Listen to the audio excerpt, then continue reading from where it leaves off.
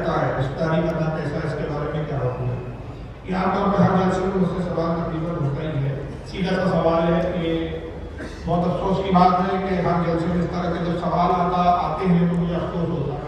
اس افسوس کے ہمارے اللہ یہی سمجھا رہے ہیں کہ ان سے ہمارا بنیادی اختلاف عقیدے کا اختلاف ہے. نماز پر اختلاف نہیں ہے، روزے پر اختلاف نہیں ہے. یہ اتنی ہی رکعتیں نماز پڑھنے کے قائل ہیں جتنے ہم ہیں. جتنے ہم روزے رکھتے ہیں یہ بھی اتنی ہی روزے رکھنے کے قائل ہے.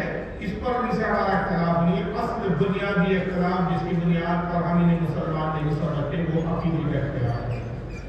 اور عقیدے کا اختلاف وہ بنیادی اختلاف ہوتا ہے کہ جب اس بنیاد پر اسلام سے کوئی خارج مان لیا جائے، اس پر اتفاق ہو جائے، تسلیم کر دیا جائے تو اس سے رشتے ناطے میل جول اس کی تعظیم ادب یہ سب ناجائز و حرام ہو جاتا ہے. بلکہ ان پر اتنے سخت حکم ہے.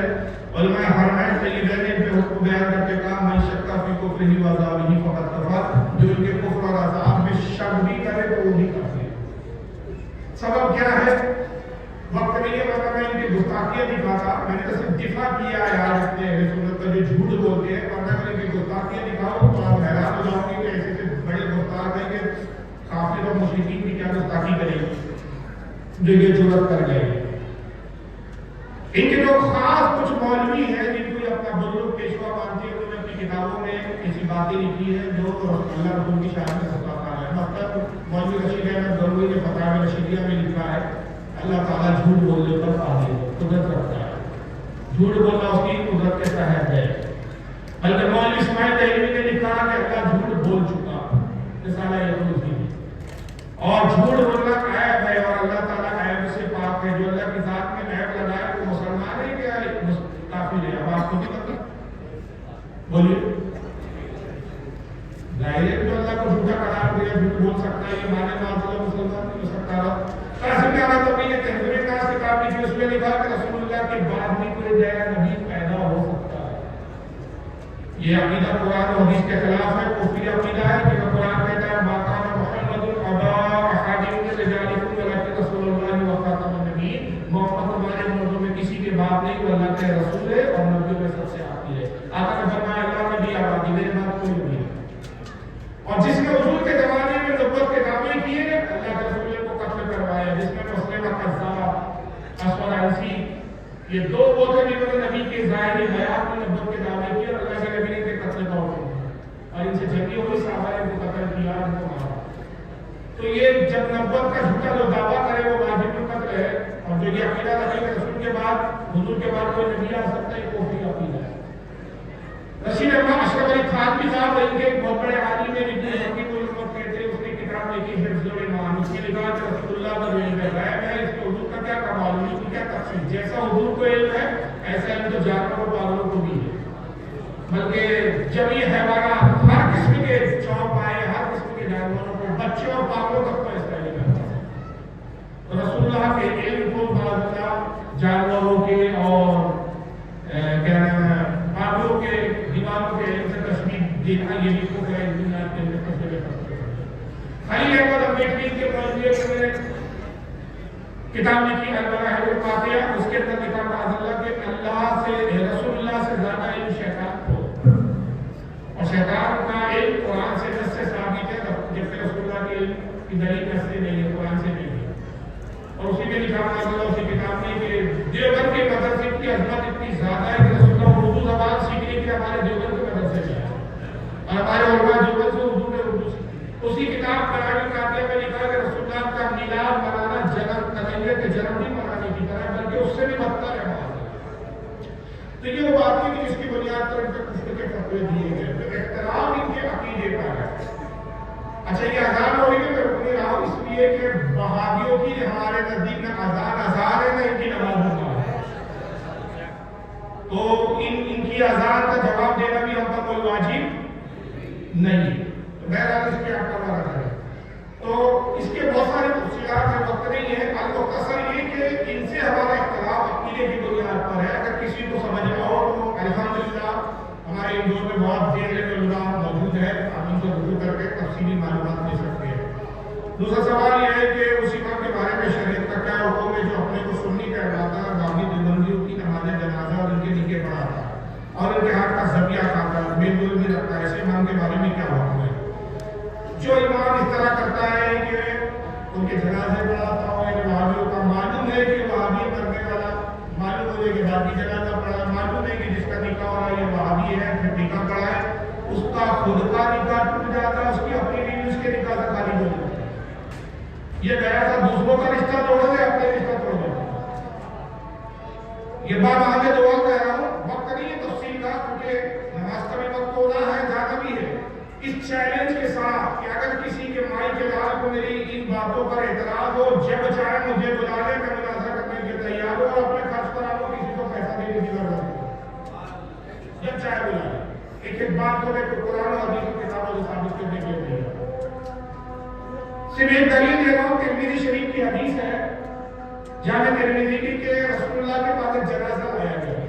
وقت ہوتا تو یہ ساری حدیثیں میں آپ کو اسکرین پہ دکھاتا، وقت کی قلت ہے تو میں اسکرین پہ نہیں دکھاتا، ورنہ ہر حدیث آپ کو دکھا کر میں بیان کرتا۔ رسول اللہ کی خدمت میں صحابہ حاضر ہوئے، رس کے رسول اللہ جنازہ آیا ہوا ہے، آپ نماز جنازہ پڑھا دیا۔ آپ نے فرمایا میں اس کی نماز جنازہ نہیں پڑھا ہوں۔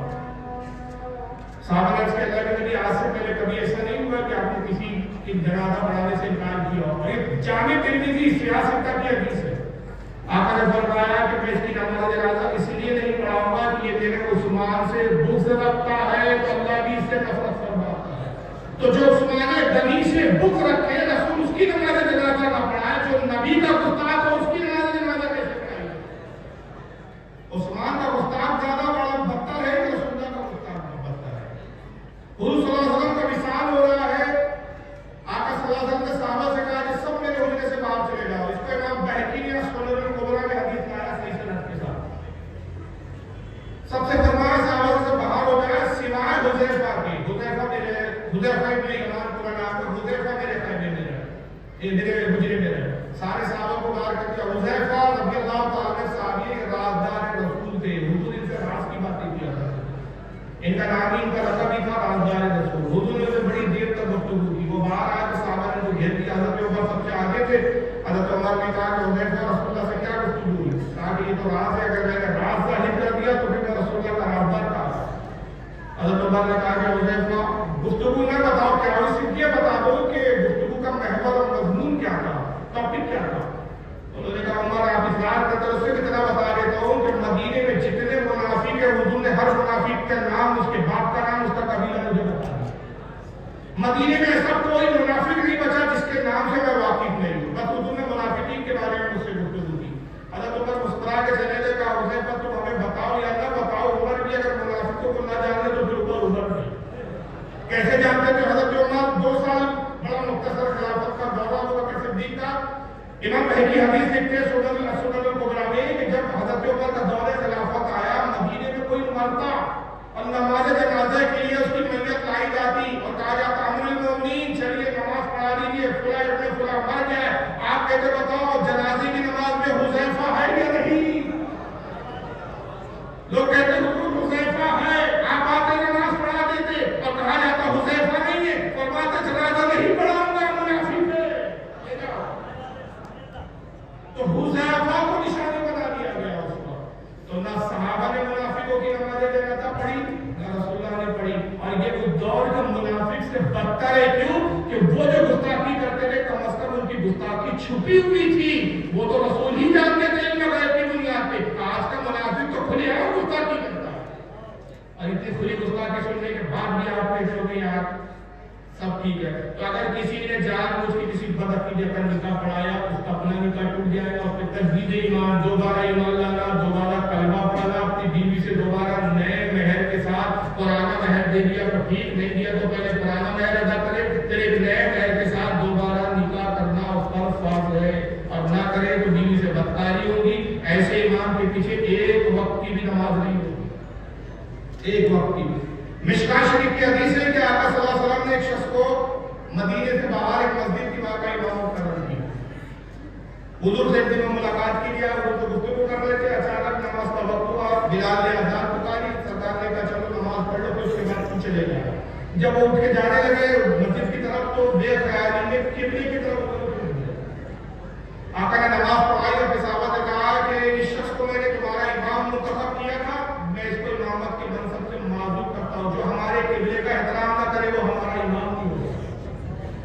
مجھے بتاؤ قبلہ زیادہ عظیم ہے کہ رسول اللہ کی ذات زیادہ عظیم ہے؟ جو قبلے کا احترام نہ کرے وہ امامت نہیں کر سکتا، جو نبی کا احترام نہ کرتا وہ ہمارا امام کیسے کر سکتا؟ گستاخ رسول نبی کا گستاخ اور آپ کے پیچھے امام کے، یعنی آپ گستاخ کو اپنا امام کہہ رہے ہیں معاذ اللہ، اور جس کو آپ امام مان رہے ہیں اس کے بارے میں قرآن کیا کہتا ہے؟ اللہ فرماتا ہے یوم ندعو کل اناس بامامہم، حشر کے دن کو یاد کرو جب ہم تمہیں تمہارے امام کے ساتھ بلائیں گے۔ جس خبیث کی ابتدا کرو گے پیروی کرو گے اسی کے ساتھ جہنم میں ملو گے۔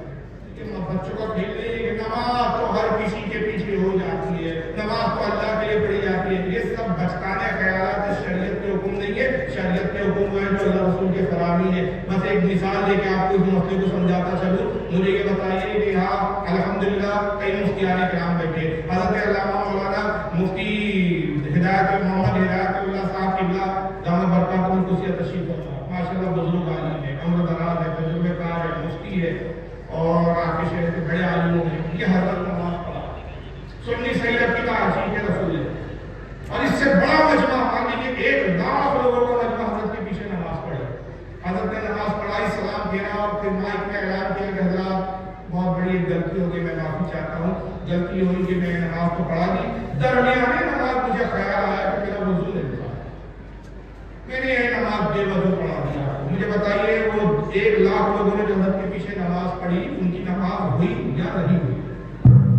بولیے کیوں نہیں ہوئی؟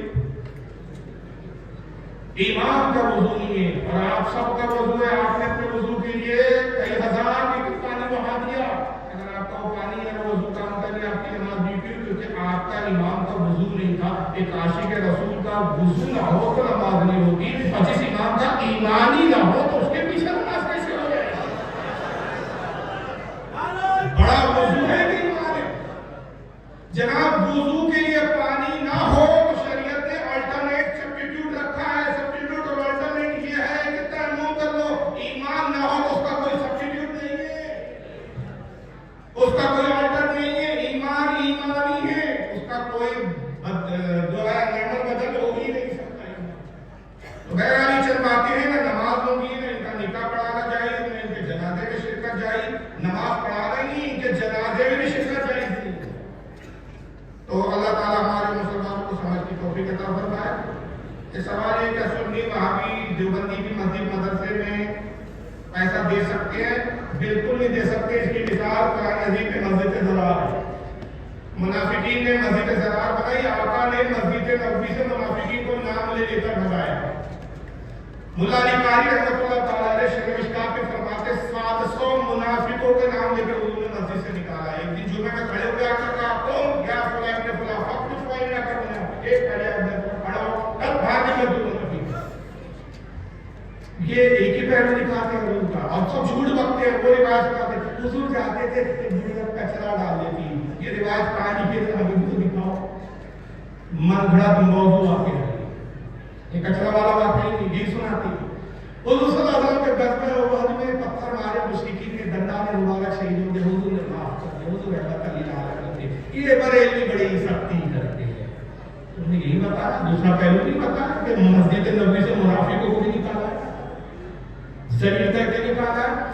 اور یہاں تک کہ عالم ہدایہ بن آیا میں حافظ ابن کثیر نے جو 600 ہجری کے عالم کے بہت بڑے وہ لکھتے ہیں کہ جب صحابہ دیکھتے تھے کہ ان کے قبیلے کے کس منافق کا نام لیا جاتا ہے، ایک ایک صحابی کا نام نام لکھا کہ جیسے ہی وہ صحابی دیکھتے ہیں کہ ہمارے قبیلے کے فلاں شخص کا لیا تو کوئی داڑھی منافق کو کھینچ کے نکالتا، کوئی سر پہ چپت لگاتے ہوئے نکالتا، کوئی کمر پہ ڈنڈے مارتے ہوئے باہر نکالتا، ذلیل کر کر کے ایسے لوگوں کو نکالا۔ حضور ایک ایک کا نام لے کے باہر نکل باہر نکل باہر نکل، مسجد سے نکال دیا منافقون کو۔ تو منافقوں نے کہا ہم اپنی ایک الگ مسجد بناتے ہیں، اور انہوں نے مسجد ضرار کی بنیاد رکھی۔ حضور کی خدمت میں آئے، کہا کہ محمد آپ ہماری مسجد کے چل کے 2 رکعت نماز پڑھ دے تاکہ اس میں برکت آ جائے۔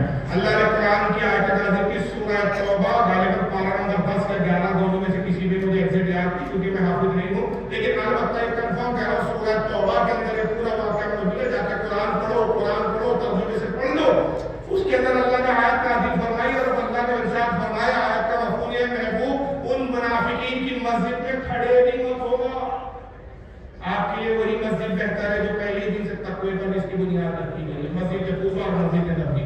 جب یہ آیت نازل ہوئی تو آقا نے فرمایا کون ہے جو اس مسجد کو جا کر آگ لگا دی؟